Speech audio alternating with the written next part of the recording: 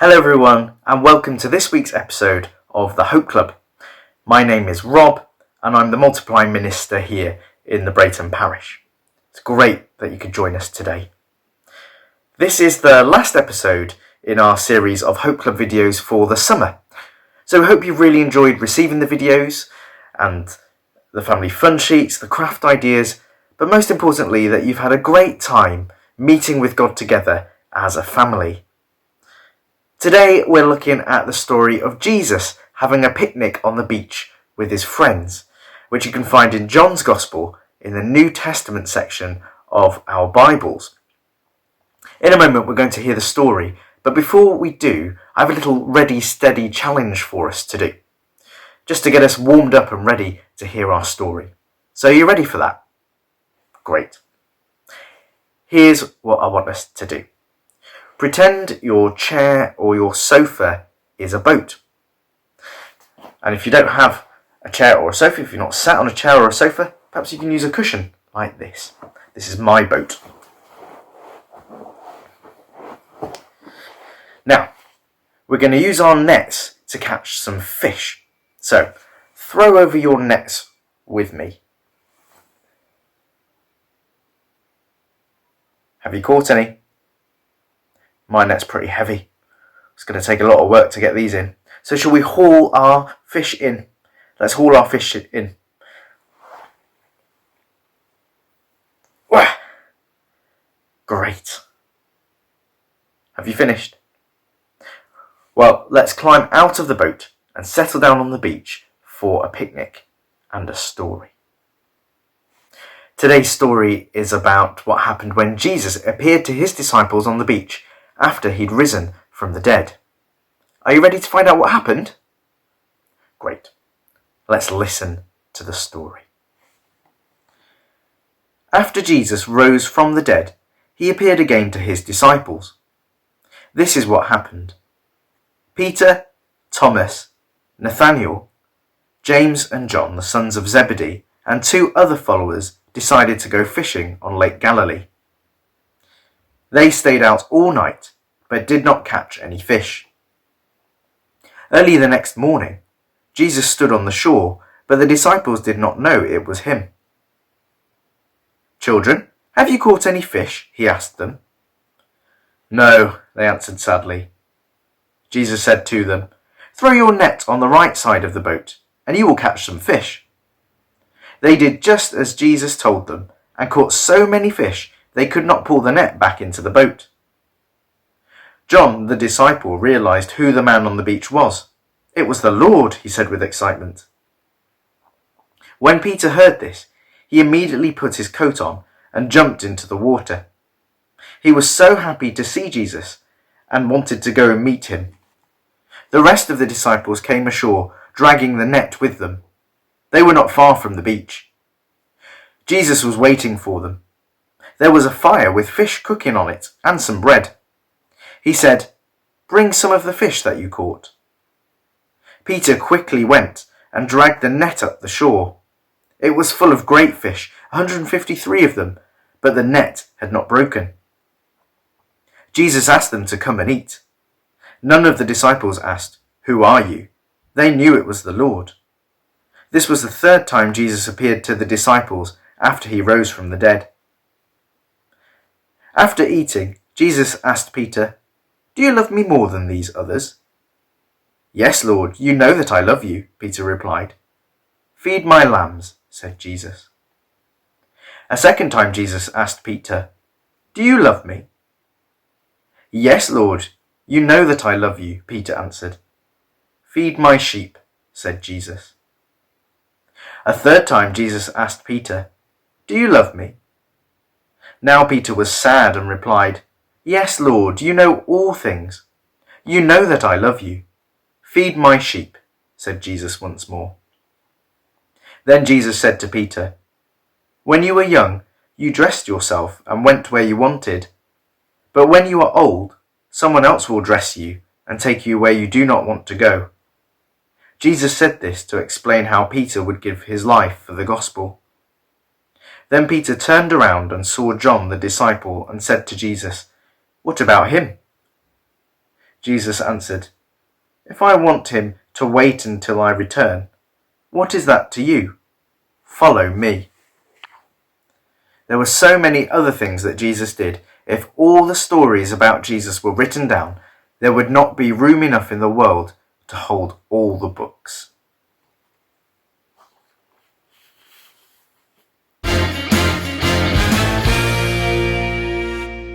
Hello, it's Dynamic Dan here, and today I'm in the mood for a picnic as I'm thinking all about Jesus and the picnic on the beach.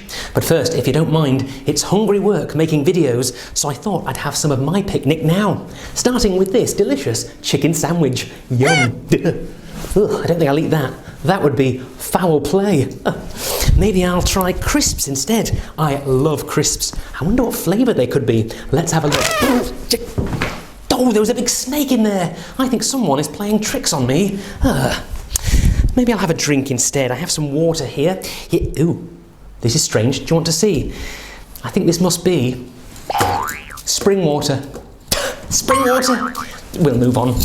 Well, the disciples didn't have sandwiches and crisps and things like that, but they were surrounded by water. They were in their boat trying to catch some fish, but not having much luck. They were getting frustrated and probably angry too, until Jesus performed one of his many miracles, things that seemed impossible, but he could do them because he is awesome. He said to the disciples, "Cast out your nets on the other side of the boat." And they weren't sure. They knew the water was empty, but they did, and soon they caught loads and loads of fish and had a great big fishy feast of a picnic. Yum! Problem is, I don't have any fish or any other food now. I'll just have to go hungry. Let's do a card trick instead. What we'll do... Hey! A fish! Look at that! That must be the catch of the day. And there's nothing fishy about that. Now this story also makes me think about forgiveness. Peter, a close friend of Jesus, lied and said he'd never even heard of him. But Jesus still chose to forgive Peter because he loved him, just as God loves us and forgives us for the things that we do and say that aren't right. And so we should learn to forgive others where we can, and forgiveness comes from the heart. In fact, I have a picture of a heart just here. There it is. That's not the right shape. What is that? Looks like a red nose or a cherry, a tomato. Hey, there's more here too. 4 pieces. Oh, maybe these are the pieces of a broken heart. You see, sometimes when we get upset or angry or hurt by the things people have done to us or said to us, it can leave us feeling like we have a broken heart. How am I going to fix this? Has anyone got any sellotape? It's a bit like sellotape, but I can't say sellotape. I've never learned how. Maybe if I squeeze them together like this and say abracadabra. We'll try again. Abracadabra. No, maybe we'll try a magic word. Let's try the word God restores, because God can help with a broken heart. We'll try a 1, 2. Everyone say God restores on 3. 1, 2, 3. God restores. Yeah. Oh, I broke my wand. We'll try the other end. It should still work. On 3. 1, 2, 3. God restores. Broken wand. Now I have a broken wand and a broken heart. Oh no. Let's see if it's worked though. Maybe. You won't believe this. All the pieces are on the same picture. Do you want to see? Okay, prepare to be amazed. Here we go. 1 completely restored. That's not right. Oh, this reminds me that sometimes it can feel like our heart isn't in the right place when it comes to forgiving someone. Sometimes we have to make a choice to forgive someone before we really feel like we want to in our heart. That can leave us feeling mixed up and muddled up like this heart. But sometimes that's the right thing to do. Maybe we'll try again. A different magic wand, I think. Yes, let's try this wand. This is my strongest wand. I've had this for 10 years. It has never ever let me down. With this wand, what's that? No, it can't bend. It's made of steel. It's super strong, like me. With this wand, we should be able to... No, I don't think so. No, it can't bend. I can even wave it in the air like that. And you can see... Whoa, it's all twisty and bendy. Let's try this wand. You know the drill. Everyone say, God restores. 1, 2, 3. God restores. Let's see if it's worked. I hope it has. Yes, it has. You want to see? Okay, I will show you. Ready? The heart is completely restored. Back to normal. Ooh. That's not right either. It's all twisted. This reminds me that sometimes when we are faced with that choice about whether to forgive someone or not, we can get twisted ideas of what's right and wrong. Sometimes we might think it's better to get back at them, to upset them, to hurt them, to get our revenge. But God doesn't want us to do that. So I think we need to try again. Maybe another magic wand. Oh yes, I have one down here. A really big wand to remind us that God's love is really big. Let's see. Ah yes.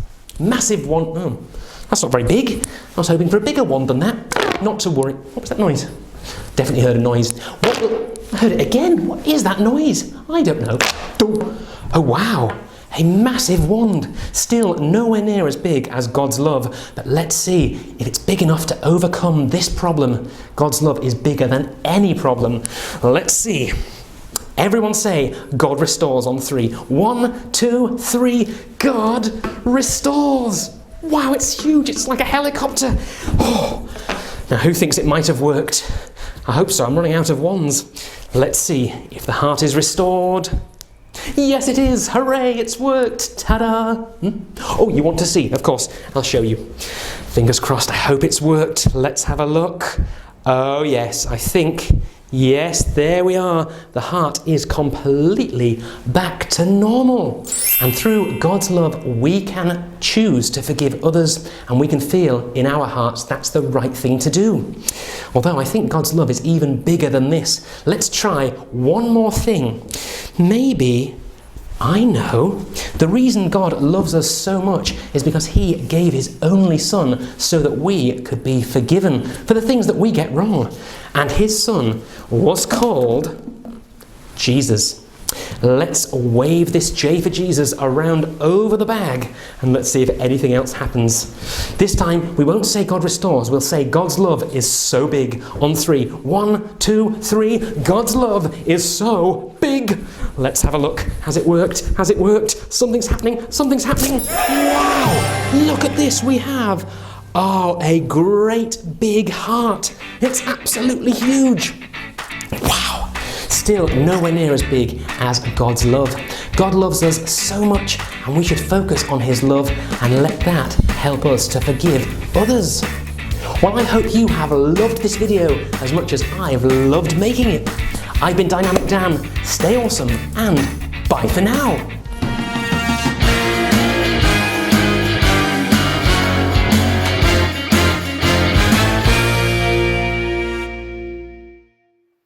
Wow. Thanks, Dynamic Dan. I have to say, all that talk about chicken sandwiches at the beginning there made me feel quite hungry. I don't know about you. But isn't it amazing that God's love is so big that he forgives us for all the things that we do wrong. And because of God's love, we can choose to forgive others, even when we have a broken heart or our heart is all twisted and we're in a muddle. I wonder if there's anyone that we want to forgive at the moment. And perhaps we can let God's love help us to do that. We hope you've enjoyed this episode of the Hope Club. We've loved having you with us. And we're going to end with our Hope Club prayer. I wonder if you can remember it. If you remember, each of our fingers can be used as one letter in the word hope. So if you hold out your palm with me, we're going to touch each of our fingers one at a time and pray. Are you ready? Okay. So firstly, H is for happy. So why don't we think about all those things that have made us happy and thank God for all of those things? Could be our friends, our family, the outside, places we've been. Why don't we take a moment to thank God for all of those things? Now we can do that quietly in our own hearts, or we can say it out loud. So let's do that now.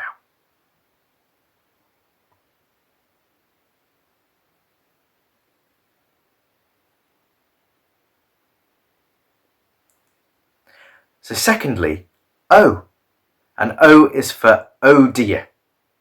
Sometimes we might say or do things that make other people sad, or make God a bit sad.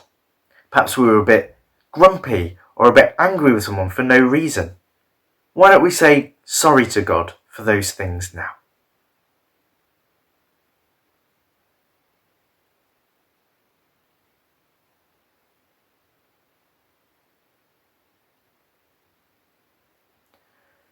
P is for please.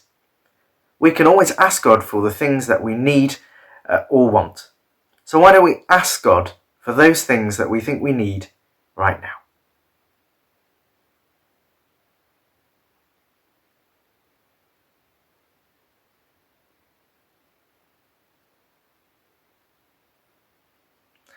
And E is for everyone.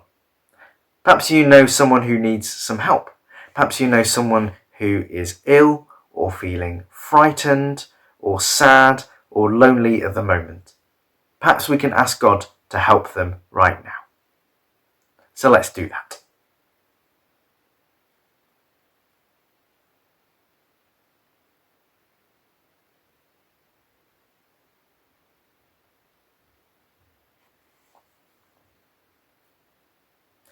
Thanks so much for joining us today and throughout the summer. Make sure you have a look at the family fun sheet and the craft activity that go with this session. You can find a link to them in the description box below underneath this video. And if you were sent a video by email, they will be there as attachments for you as well.